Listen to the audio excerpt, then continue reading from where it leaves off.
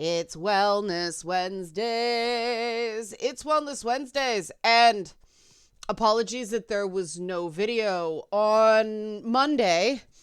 I did not factor in how late I would be getting back from my travels. I was in lovely Little Rock, Arkansas for a wedding.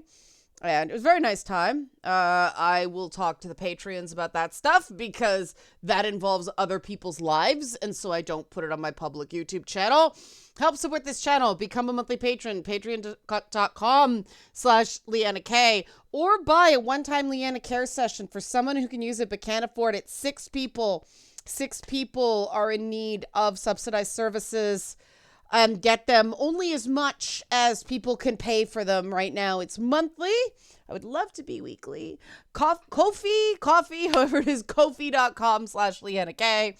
And yeah, I want to talk about deciding what's important, because that is a struggle when there's not enough time and not enough money for anything. I think we're all feeling that in one way or another these days, that it just seems like there's never enough of anything to go around, and we have to make tough choices on priorities.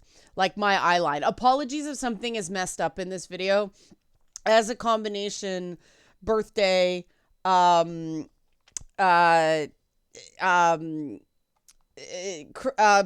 I almost said Christmas. Oh my God, shows how important it is to me. But a combination birthday Valentine's gift, I got a new video card. Finally. I've been talking about needing this for some time. But there is still some ghosts in the machine that I am working out on various levels. So that's what's going on there. But yeah, I'm very excited to have a video card that hopefully I will now be able to stream and play games on the same machine again. That's why I've been doing so many console games, among them being cool. It's just my machine couldn't play and stream. The video card just wouldn't handle it. And let me tell you, it was a choice to get it. Even though it was a gift, I felt kind of uncomfortable spending the money on that. And I had to actually sit myself down and recognize that it was hampering the stuff I wanted to do. And, you know, Twitch is a part of brand outreach. It doesn't make a ton of money. It basically makes enough money for me to pay for games. But hey, that's something, right? But, you know, it was more, no, this is not just a frivolous thing, because when you're reading all these articles about people who are struggling to afford food right now, it can be difficult to justify expenses like that. And I admit, the costs at the grocery store of late have been giving me a certain amount of pause. And there's nothing anybody can do about it. It's global factors. And this is when people start screaming and yelling in this desperate need to feel in control. Not actually be in control, but feel in control. And these are not the same thing. Because feeling in control feels good. Being in control can be this double-edged sword, right? I am somebody who tends to be boss. I hate the whole boss lady, boss bitch thing, because it makes it sound like boss is inherently male and we need to adapt it for the female space. And maybe I'm wrong about that. Maybe there is a different way to be a girl boss. I just don't like it. A boss is a boss. Everybody has their own style and things that work for us better and don't work for us as well. And when you do start supervising people, what's important to you is something you really need to figure out to be effective. And also, believe it or not, to be liked. because that was something I had to learn the hard way. Um, you do have to set expectations for what people expect from you. Otherwise, people just default to stereotypes, and it's a really rough ride in the short to midterm. And I find that figuring out what is important to you personally and what's important to the project, or, your short to midterm goals, as well as your long-term goals, really help you figure out what's important. And that includes, I was at a wedding and involving travel. First time I traveled since COVID, because of my health issues. COVID hit me really hard. I've still got symptoms. I did not want it again. And so obviously it was a risk traveling, not only for me, but the other people there. Quite a few of the people there I knew are continuing to struggle with COVID. Nobody wants it again. And so that involves a series of choices, right? Based on core values, based on what's important to you. And for me, I did wear a mask the whole time. It really wasn't comfortable, but I did it because, not only did I not want to get sick, I didn't want to get the people I was seeing sick. One of whom was Mary Just. It was super cool to hang out with him and his husband. That was a nice time. More on that for patrons. But I don't want to get a bunch of professional singers sick with a respiratory illness that can affect their voice for up to a year at that level. And I was maybe one of 3 people on the entire flight doing that. And it really made me think about why people make the choices they do, because logically, it makes more sense to avoid illness than, I don't know, conform or look cool or whatever. But that's the thing about how people make choices, right? Most people make choices to not rock the boat, to fit in, based on sort of an appeal to popularity fallacy. And I've never been that way. And that's why I had to be aware that no, the opinion other people have on you does matter.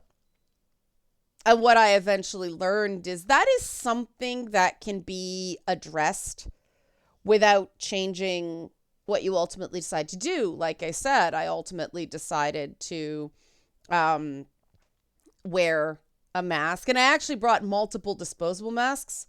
So every time I, had a meal or used the bathroom or something like that, I used a new mask because, when you pull it off and you touch it, you're touching the outside of the mask. And it's not always the easiest to wash your hands at those things. So these were the choices I made. And does that mean they were better or worse than the choices other people made? No, they were the right choice for me. Maybe someone else had a different reason. Because, I admit, I was sort of like, oh man, my skin's going to be a hot mess. And I did get some breakouts and stuff like that. But in the grand scheme of things, so what? For somebody else, that might be a big so what. I can't walk another person's path for them. And I attempted to understand their decision making, because I think understanding the reason other people made a different choice makes my decision making stronger. And as you may notice, I am kind of obsessed about why people make the choices they do in life. Because I've realized most of the time it isn't logical and it isn't values based. It's just It's like people are in constant crisis mode and they make choices based on which choice is going to keep me out of short-term trouble. But those can ultimately be the worst possible choices for you sometimes.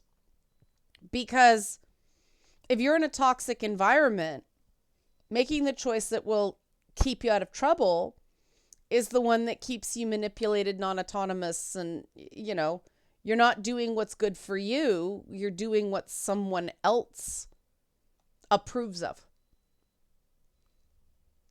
And there comes a point in time in everyone's life that you do have to make an unpopular choice because it's the right one. And, at this wedding, I was like, maybe I shouldn't go. It's irresponsible. I'm not family, all that stuff. It's sort of selfish. But now I'm really glad I went. All those well-meaning self-doubt. They're just inviting me to be nice. They don't really want me there. All that stuff, the introvert assumptions that that's a nice thing about Mary Jess being an extrovert. He goes, come on, no. And I listen to him on those things because, I joke with Mary Jess. We are the same person. He's just the outside voice. And I'm really glad I went now. I'm really glad that because let me tell you, when I was getting travel warnings constantly on my phone, because that big blizzard that went through last week, I was like, what did I do? Because I knew that was a possibility. That was one of the big pauses going out in February is the weather. I live in Canada. So what do I do? And then when there were storms, like a storm hit yesterday, I got back. 2 days ago, I got back on Sunday. And then there was no video on Monday. And I felt really bad about that. One person's like, I'm sad. And it's like, I'm sorry. But okay. I am sad that person was sad. I should have considered that. Did that make the whole choice wrong? No. And these are the sorts of things, because if I had just gone with my gut, I wouldn't have gone. And that would have meant I would have missed out on not only seeing people I love dearly and don't get to see all that often, but also I would have missed out on meeting some new really cool people. And that would have been my loss, right? And it was also just really interesting to see Arkansas, because I don't know what I expected, but it wasn't, like, Little Rock's not very big. This is an aside. I'll talk to the patrons about this. But I really do think that people's decision making should be more conscious and methodical and systemized than it actually is. I think a lot of people just make choices based on, like I said, not getting in trouble, but also because they get choice paralysis, because it's all just hurry up, you don't make a choice until you absolutely have to make one, and then it's done, in the worst possible setting, and so it tends to not be the best choice. There is a smarter way to make choices. Title of the video. Here's how I do it. I break the choice into smaller choices. And at no part of the choice is it more than, I prefer 1 or 2, but no more than 4. We used to think that the human brain can process up to 6 variables at a given time. Apparently most people can't, especially not under stress. It's a max of 4.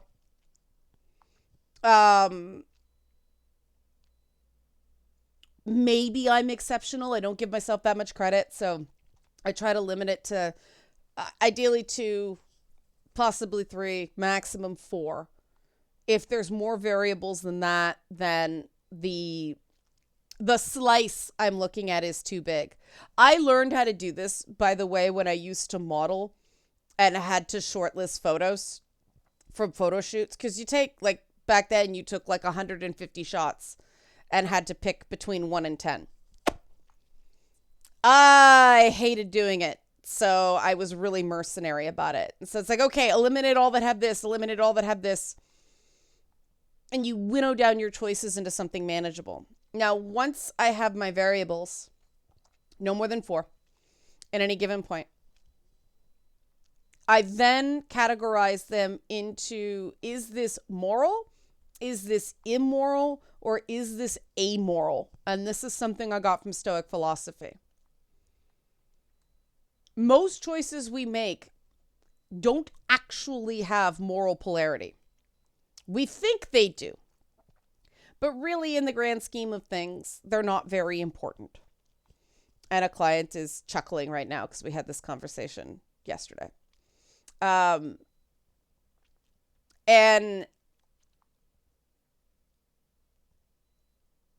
once you get that, you can discard, okay, if something's actively immoral, don't do it, right? Doing something because it's the right thing to do is something I've learned is not always necessarily the right thing, because then you have to ask, are you enforcing your morality on other people? If something is neither good nor bad, then it is perfectly fine to do. Just because there is an ostensibly better option does not mean the one you're choosing is bad. Min-maxing is not always the right call. What do I mean by that? Well, when you're min-maxing, you're optimizing, right? But min-maxing is also high risk, high reward. When you maximize a particular set of strengths, anybody that plays From Software games knows this. You do have to pick specialties. But if you over specialize, you get into some fights that just kick your ass because it's not designed for your build. From Software games are designed to torture everybody at some point. And so sometimes doing that, you know, this might not be ideal that I can see immediately. But maybe that's my bias. Maybe I should look at some of these other options and go with that. And I know for me, my bias is, you know, solve the problem. There's a problem to solve it. That got me into a huge amount of trouble. Because I was having a conversation, one of the people down at the wedding was a composer. And so we were swapping entertainment industry stories. And we were laughing, talking about the fact that, you know, in entertainment, you're punished for preventing problems. You're rewarded for solving problems, because then people see you doing it. If everything goes off without a hitch, they think they don't need the additional organizers. And so there are fewer jobs for the people who prevented the problems. Also, then people tend to nitpick on your character flaws, meaning things like attention to detail that unfortunately, because of certain extrovert bias personality tests, is identified as neuroticism, when it's just a different form of conscientiousness.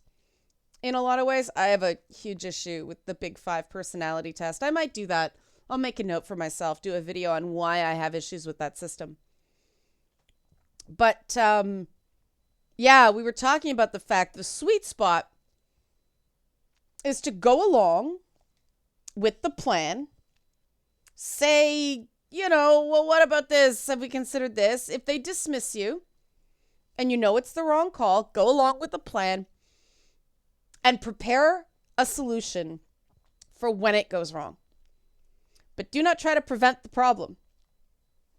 And that's what I learned. Just be there to solve the problem. But I got in so much trouble for preventing problems and ended up being blamed for a whole bunch of stuff I didn't do, and, oh, everybody hated that kind of toxic workplace drama, that I ended up, and because I'm introverted, this is another natural inclination, stay out of the way. And so, of course, anything involving other people, my instant assumption is they don't really want you there. They were forced to invite you. They're secretly annoyed by you. Take the hint, don't go.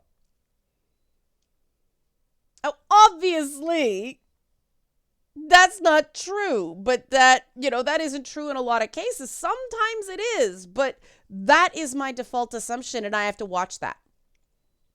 And so that's, when you start going, oh, it'll be better off if I'm not in the way. Well, maybe not. Question the morality of that. Like, okay, I might be in the way. I might kind of be a nuisance, but hey, maybe there's other things that I'm not considering. So maybe it's okay to be a little bit selfish here, because the ideal solution is that everybody gets something out of it. You can't go through life being completely altruistic all the time. That is just no self-defense mechanism and kind of stupid. And that's what I mean about questioning the most moral choice, right? Because then the next step is, what are your biases? What do you tend to assume? And what assumptions are inherent in the choice you're making? If you can strip out those assumptions and challenge the heuristics in your thinking, you make much better decisions. And that's part of the reason I gave that long preamble to this, is because it's sort of a bridge between these 2 points. That I spend a lot of time challenging my nerd assumptions that everybody secretly hates me and wants me to just go away. Everybody's chuckling because, yes, we all have bad experiences. And, being a person on YouTube and social media who does stick to my principles and aim for consistency, even when I know in the short term, people are going to hate me for it. It's really easy to see that as the norm. And whenever things are going well, that's the deviation from the norm. And that, oh, you're, polarizing and disagreeable and unpleasant and nobody likes you. That's actually the normal state of things. That's an assumption. That's like a perspective thing. Like, no. Sometimes people like me. Sometimes people don't. It's good that I'm okay with people not liking me, but that doesn't mean it's inevitable or the default state. That's an assumption. That's a perspective thing. And I have to challenge that because, a shining example is I knew when the J.K. Rowling thing happened and I got a bunch of these, trans-friendly new viewers and lost a ton of people who were not down with those politics. The short-term loss was not replaced by the short-term gains, because the new people knew me from one thing. They had no idea about me as a greater person. They were following me not because they respected me as a thinker, but because I said things that to them were the right things. Meaning the minute I said something that was wrong think, they were gone. And I knew that. And in that case, because that is a big thing, that is about other people's rights and dignity and all that stuff. And people are like, what do you mean by trans rights? I mean the right for trans people to do everything any other subcategory of man or woman or person is able to do without any significantly increased effort, right? Things like get married under the gender that feels right to them. You know, their brain says they are. Use the correct bathroom without that horrendous discomfort of feeling like you're not supposed to be there. You know, have the correct records on, you know, being counted by society as the thing you are. That's what I mean. And that is more important than my own personal popularity. So in that case, I don't care if I lose subs. I don't care that I did lose subs. Something else, when I'm just, you know, there are some things I realize it's not my fight. It's not my place to say this. It's not, you know, I can only fight battles on so many fronts. So there were certain nerd fights that I don't do as much. I'd like to go back into doing more video game coverage, but I don't want to cover drama. And so I'm trying to figure out how, if anybody's got any suggestions. I want to do more like concepts in games. I enjoy that. The YouTube algorithm hates it, but I don't care. But yeah, I want to go back to doing more of that, but I got to figure out how. And that's the final part of decision making. Once you've figured out what you want to do, take a moment to think about how to do it, because execution is often a big element of outcomes. Take some time and actually plan your steps. Again, using that process of nothing being bigger than 4 choices at any given time, because the brain can't handle it. You'll start missing elements. So, no more than 4. Break your choice down into smaller steps where there's no more than 4 options at any given time. Assess the moral, amoral, immoral elements of it. Then question that morality. Check for your biases and assumptions. And then repeat the same process in how you're going to execute the choice you made. That is how you make decisions smarter. I don't remember the much better phrasing. I said, make smarter choices. Make choices smarter. I don't know. I chose poorly in how to end this video. Anyway, help support this channel. Become a monthly patron. Patreon.com/LeannaK. Or buy a one-time Leanna Care session for someone who can use it but can't afford it. Ko-fi.com/LeannaK. Thanks for watching and be well.